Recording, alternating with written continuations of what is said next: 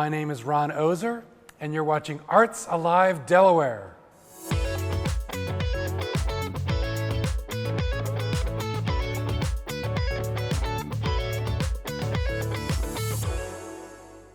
Arden Concert Guild's role is to really bring eclectic, great quality, top-level performances by musicians and comedians to the state that might not otherwise come here. Arden Guild Hall is located in Arden, Delaware, which is only about 10 minutes north of Wilmington, right off 95. And it's a 170-year-old barn that was converted about 120 years ago into a community center. It's a center for all different kinds of community activities. Concerts is just one of the numerous events that happen every year in Arden. Arden Guild Hall has had indoor activities for many years, and certain outdoor activities were always part of our plan, especially like the Arden Fair every year. Around Labor Day, we have the entire town really turns into this fair, and there's live music that we present, the Gild, in our outdoor Shady Grove stage. And since COVID, we've actually been doing more outdoor shows in the summer, which has been really helpful.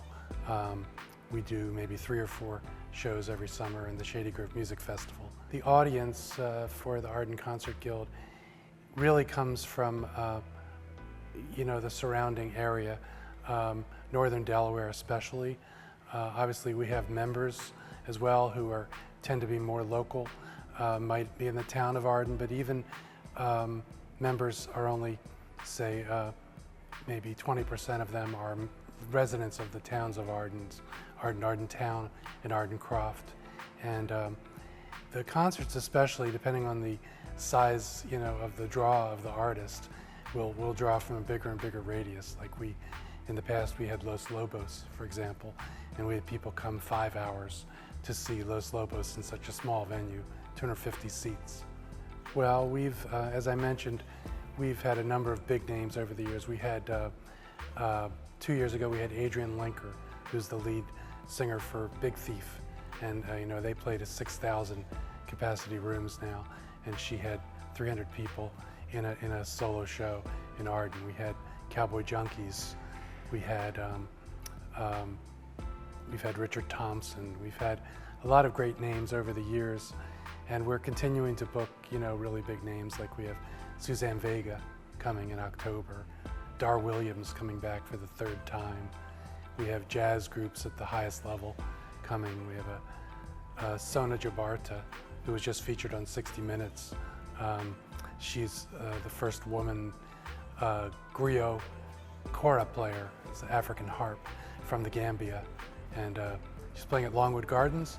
That sold out immediately. Now she's also playing at Arden. The Arden Guild Hall is a really intimate space.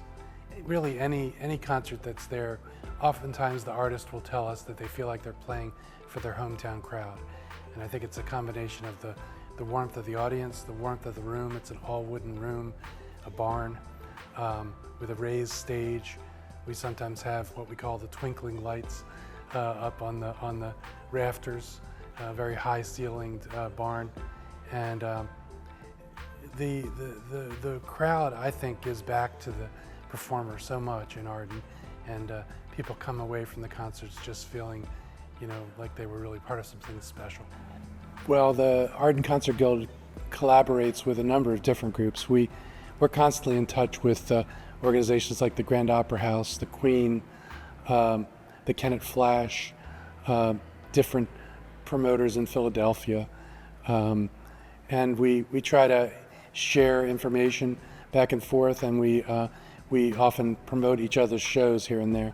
In particular, like with the Grand Opera House, we'll often find a number of shows there that are good fits for our series, and they'll offer a discount for our members to, say, get $5 off a ticket at the Grand, which we might do for 3 to 6 shows during the season. And I think there's always shows at the Grand that are good fit for Arden, or shows in Arden that people at the Grand would be interested in coming to. I mean, during the pandemic, as I mentioned, we started these outdoor shows. We've always had the Shady Grove Music Festival and the Arden Fair, but we rarely, if ever, brought an artist in and actually presented them outside. And we did that this summer, for example. We had Hooray for the Riff Raff, and we had Jupiter No Quest from the Congo come. And last season, actually, the first shows we had after the pandemic were outdoors. We had Molly Tuttle in May of 2021, which was our first concert since the pandemic. And interestingly, we had people in masks that first concert, even though it was outdoors. 3 weeks later, we had Low Cut Connie, and nobody was wearing a mask outdoors. So we kind of could chart how things were progressing with the audience by just watching the way people behaved at our concerts.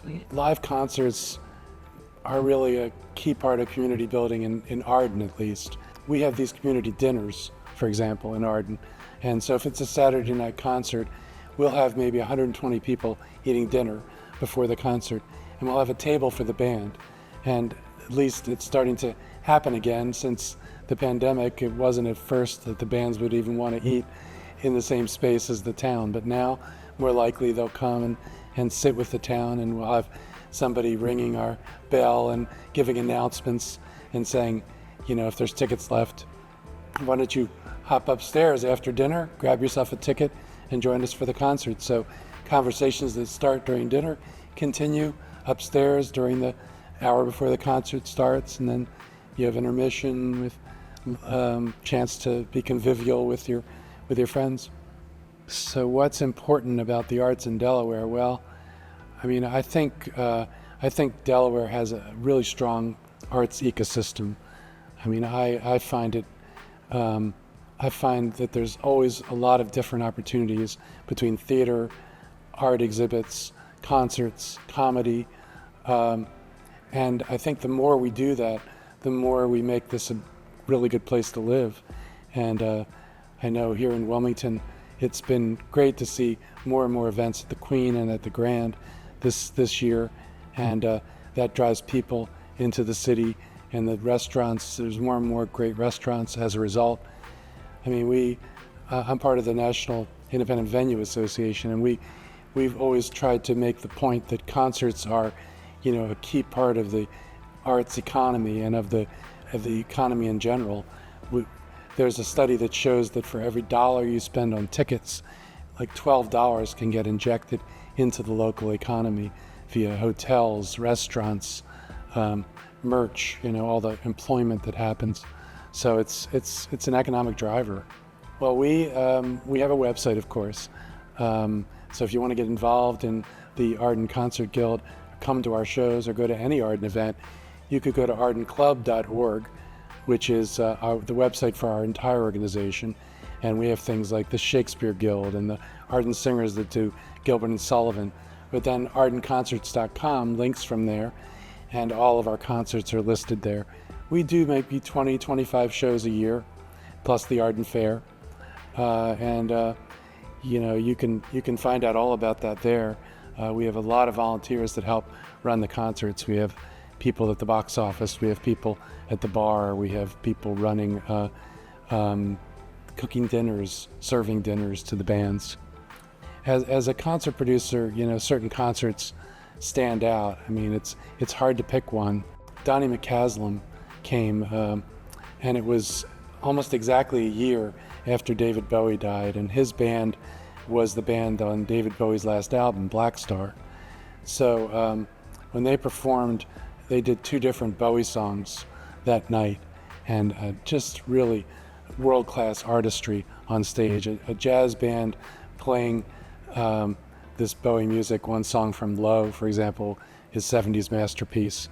And I'll never forget that night, just really an intense, emotional night of music.